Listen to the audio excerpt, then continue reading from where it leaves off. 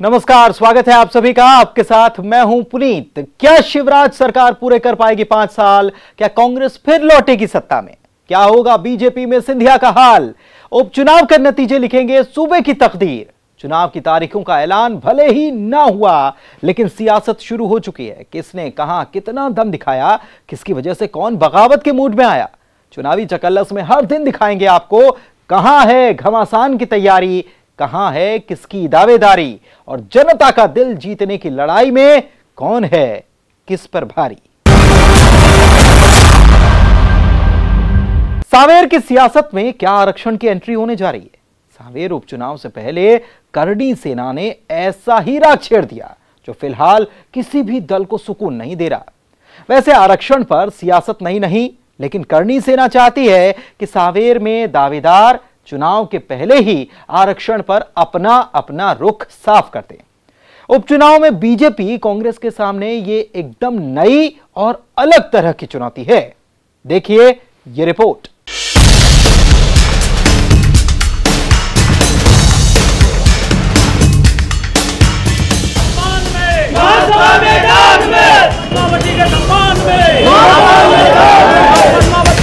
सांवेर की सियासत में आरक्षण की एंट्री हो गई। बेहद संवेदनशील आरक्षण का मसला दोनों सियासी दलों को असहज कर सकता है। दरअसल जातिगत आरक्षण के खिलाफ करणी सेना ने सांवेर उपचुनाव से पहले आवाज बुलंद की है। आर्थिक आधार पर आरक्षण देने की मांग के साथ करणी सेना ने आज शिवराज सरकार में मंत्री तुलसी सिलावट को सांवेर के बोडिया कांकरिया गांव में गाड़ी सहित घेर लिया। विरोध दर्ज कराते हुए जमकर नारेबाजी भी की। सांवेर उपचुनाव में करणी सेना की एंट्री ने कांग्रेस बीजेपी की चिंताएं तो बढ़ा ही दी हैं। आखिर इस संगठन के निशाने पर दोनों सियासी दल जो है, बल्कि यहां तो करणी सेना सांवेर उपचुनाव में दोनों सियासी दलों के प्रमुख दावेदार तुलसी सिलावट और प्रेमचंद गुड्डू को निशाने पर ले रही है। वहीं युवाओं की नाराजगी के बाद खुद तुलसी सिलावट इन्हें समझाते नजर आए।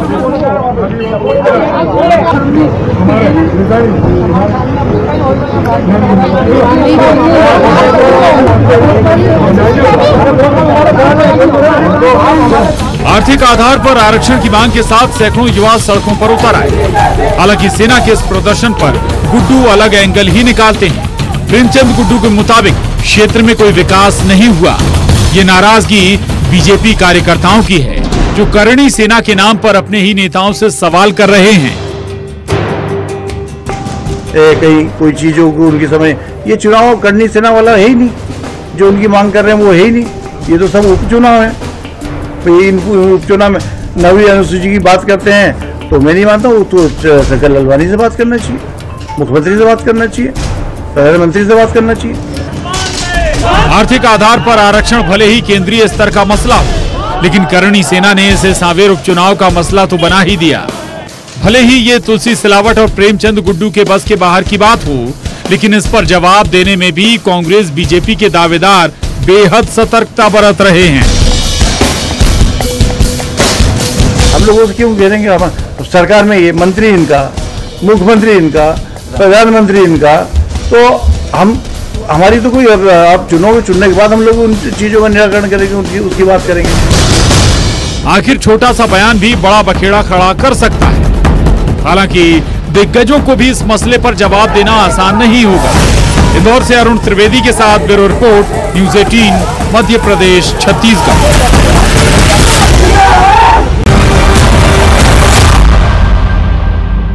प्रद्युम्न सिंह लोधी के कांग्रेस से इस्तीफे के बाद खाली हुई छतरपुर की बड़ा मलहरा सीट पर उपचुनाव में क्या प्रद्युम्न सिंह लोधी ही होंगे कांग्रेस के उम्मीदवार?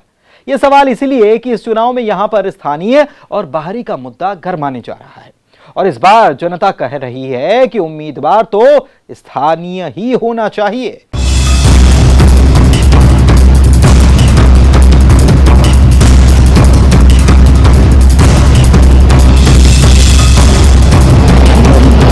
प्रद्युम्न सिंह लोधी के इस्तीफे के बाद खाली हुई छतरपुर की बड़ा मलहरा सीट पर क्या प्रद्युम्न ही बीजेपी के उम्मीदवार बन पाएंगे?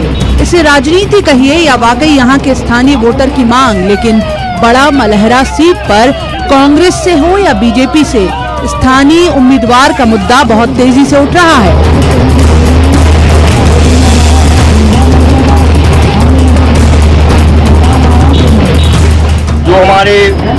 विधायक जी थे वो यहाँ से चले गए हैं।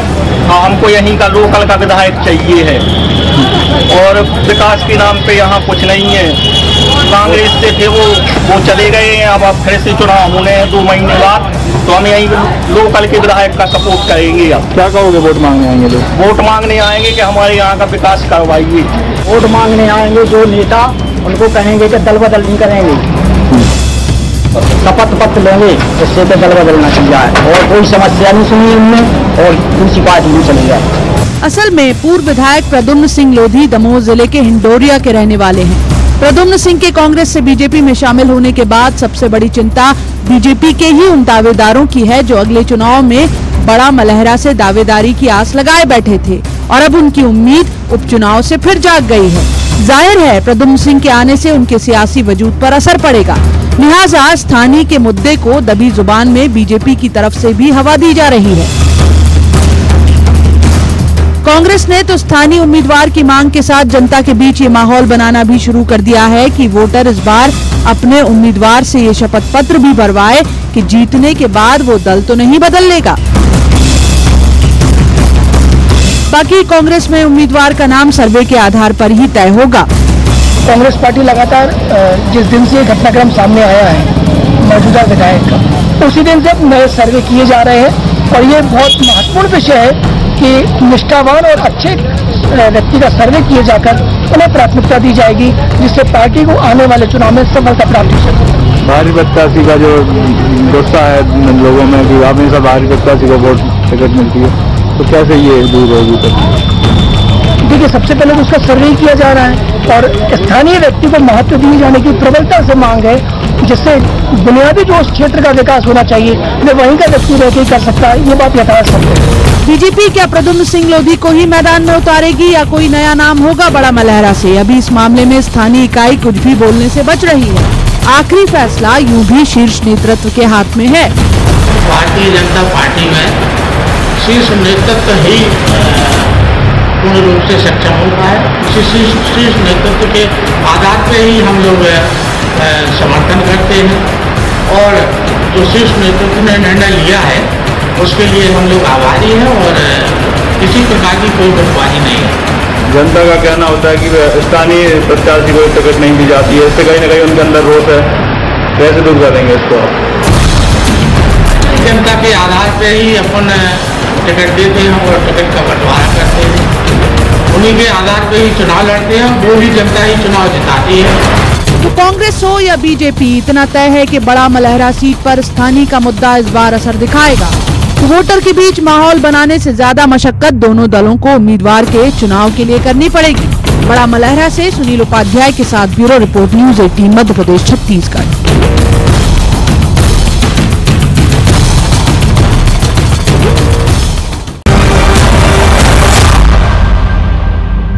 चुनावी चक्कलस में अभी सियासत के कई दांव देखे जाने बाकी हैं। करिए सिर्फ थोड़ा सा इंतजार, हम हाजिर होते हैं इस ब्रेक के बाद।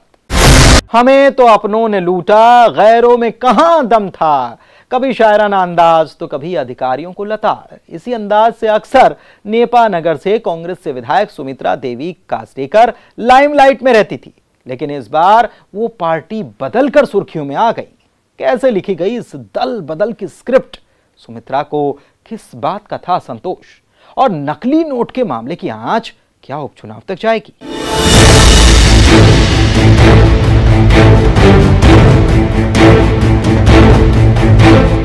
पूरे विधानसभा में हमारे बुरहानपुर जिले में पूरे जिले में हम शिवराज जी के पुतले जलाएंगे।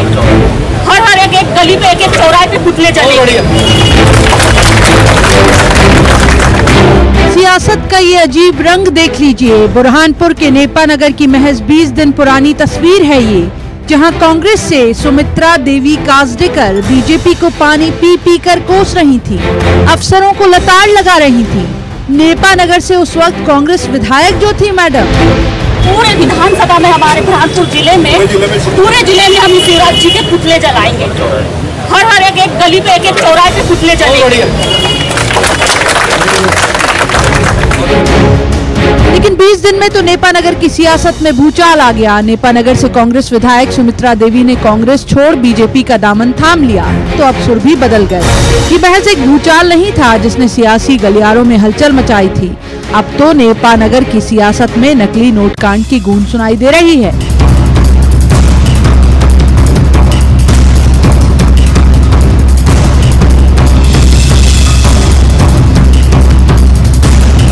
अब आप भी सोच रहे होंगे आखिर नकली नोट का ये कौन सा बम फूट पड़ा।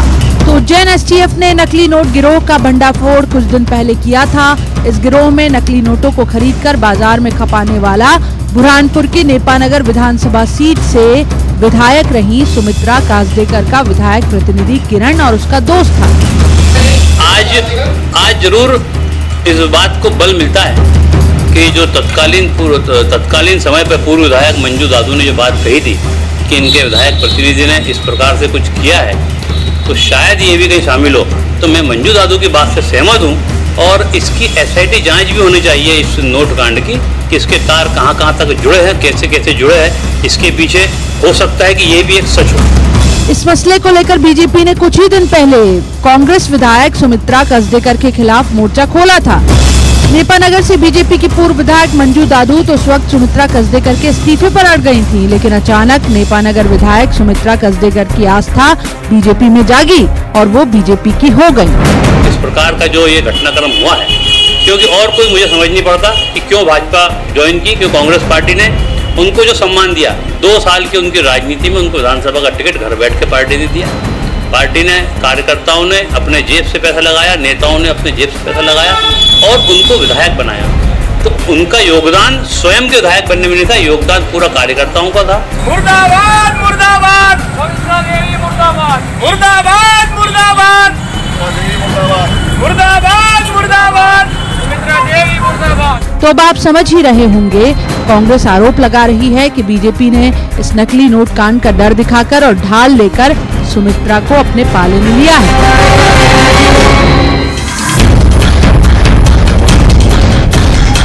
देखिए, प्रलोभन कोई एक मामला हो तो उस पर आप बोल सकते कोई प्रलोभन से हुआ हो, लेकिन कई मामले हैं। 22 विधायक एक साथ, बड़े बड़े मंत्री एक साथ, ज्योतिरादित्य सिंधिया जी जो अपने आप में एक महाराज है, वे बीजेपी साथ में आ गए, तो क्या उनको प्रलोभन दिया गया? ऐसा नहीं है। व्यक्ति की अपनी सोच होती है, अपनी समझ होती है और उनको समझ में आ गया कि कांग्रेस के पास अब कोई नेतृत्व नहीं है, कांग्रेस नेतृत्वहीन पार्टी हो गई है और कांग्रेस का कुनबा पूरे देश भर में बिखर रहा है। मध्य प्रदेश में तो बिखर ही चुका है, लेकिन कई राजस्थान की आप घटनाएं देखिए, राजस्थान में भी कांग्रेस बिखराव की ओर है, कई जगह पर कांग्रेस बिखराव की ओर है। तो कांग्रेस का कुनबा अब खत्म हो रहा है, इसलिए कांग्रेस के कई विधायक, कई लीडर, कई नेता भाजपा की ओर आशा भरी नजरों देख रहे हैं। और हम भी, यदि हमारे रीति नीतियों के हिसाब से कोई व्यक्ति हमारे साथ काम करना चाहता है तो उनका हम स्वागत करते हैं। वहीं बुरहानपुर से निर्दलीय विधायक सुरेंद्र सिंह शेरा इसे प्रेशर पॉलिटिक्स का नाम दे रहे हैं। देखिए, वो क्या है, अपने आप को बहुत अकेले महसूस करती थी यहाँ पर और उन्होंने कभी मेरा साथ नहीं लिया और उनके जो क्षेत्र के काम है सब मैं ही करता हूँ, तो बड़ा अकेला फील करती थी। और अभी बीजेपी का एक सिस्टम चल रहा है, पूरे मध्य प्रदेश में देख रहा है, पूरे देश में चल रहा है कि ज़्यादा से ज़्यादा लोगों को जोड़ रही है, उस हिसाब से उन्होंने इसको जोड़ा है, इस विधायक को भी जोड़ा अपने साथ। ये पॉलिटिक्स है जनाब, यहाँ कब क्या हो जाए कोई नहीं जानता। तो सवाल है कि क्या नकली नोट कांड नेपानगर के उपचुनाव में भी मुद्दा बनेगा? बुरहानपुर से शारिक अख्तर के साथ bureau report, news 18 Madhya Pradesh Chhattisgarh.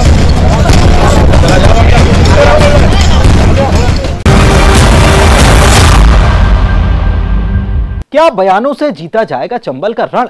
क्या जुबानी तीर से विरोधी हो जाएंगे परास्त? क्या यह निशाना उपचुनाव में बैठेगा सटीक?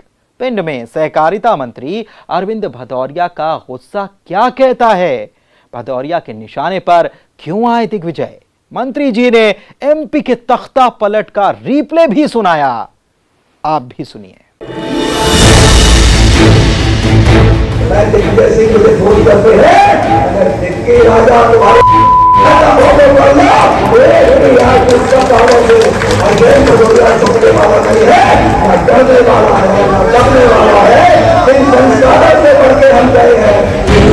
ऐसी गर्जना तो पहले आपने नहीं सुनी होगी। मंत्री जी गरज भी रहे हैं और बरस भी रहे हैं। प्रदेश सरकार में सहकारिता मंत्री अरविंद सिंह भदौरिया भिंड के निराला रंग बिहार में एक कार्यक्रम में पहुंचे थे, जिनका अलग ही रंग लोगों को नजर आया, जो बार बार मंच से कह रहे थे, मैं चंबल का बेटा हूं, और चंबल का बेटा होने के नाते उनके परिवार ने क्या क्या कुर्बानी दी, ये भी बताते मंत्री जी नहीं थक रहे। जिनके निशाने पर थे पूर्व सीएम दिग्विजय सिंह, जिन पर वो ज्यादती का आरोप लगा रहे हैं, और प्रताड़ना की कहानी सुनाते सुनाते ये कहना भी नहीं भूले कि वो किसी से डरते नहीं। कहते कहते मंत्री जी की जुबान भी बेकाबू हो गई, जो बता रही है मंत्री जी को वाकई कुछ भी कहने में डर नहीं लगता। आप समझ रहे हैं ना, इशारा किस और है।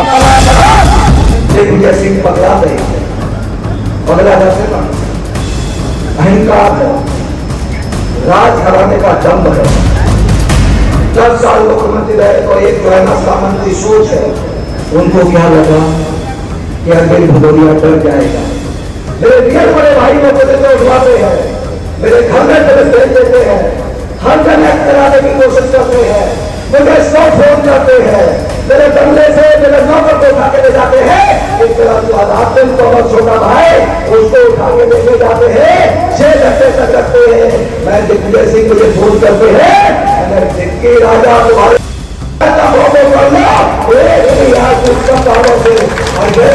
छोड़ने वाला नहीं है, न डरने वाला है, न डरने वाला है। इन संस्कारों से बढ़ के हम गए हैं, इन संस्कारों से हम निकले हैं।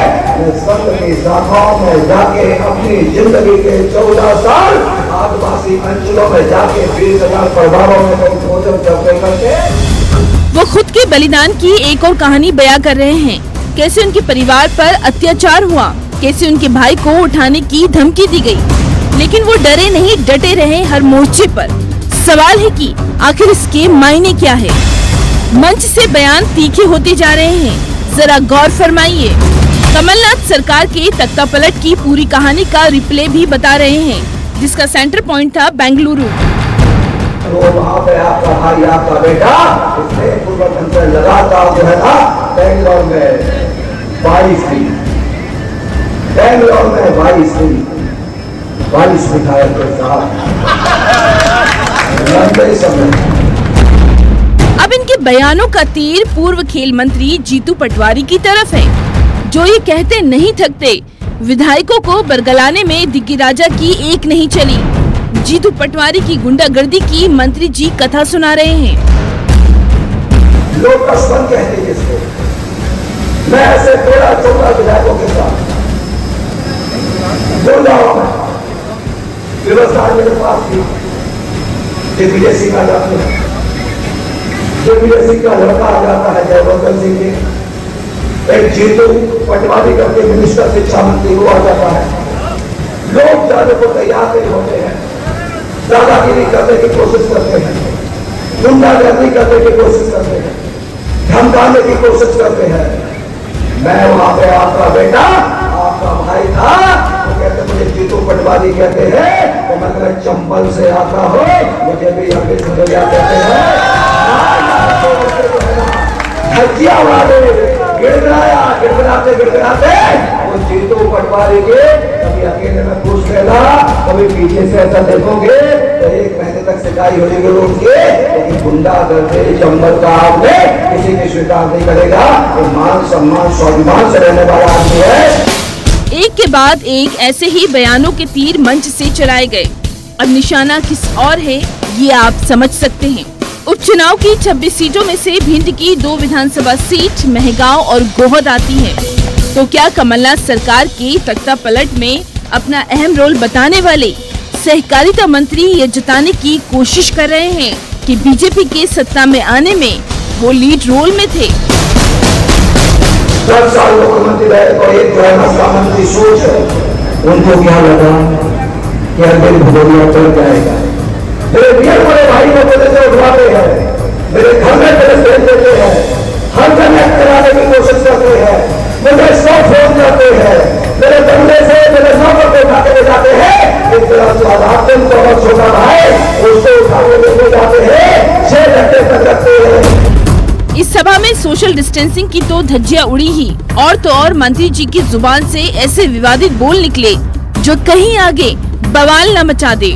भाषा की मर्यादा भी लगता है मंत्री जी भूल गए हैं। तो क्या इसी अंदाज से जीता जाएगा चंबल का रण? बयानों से जीती जाएगी भिंड के गोहद और मेहगांव की जंग? क्या मंत्री जी की ये गर्जना वोट बरसाएगी? भिंड से अनिल शर्मा के साथ bureau report, news 18 Madhya Pradesh Chhattisgarh.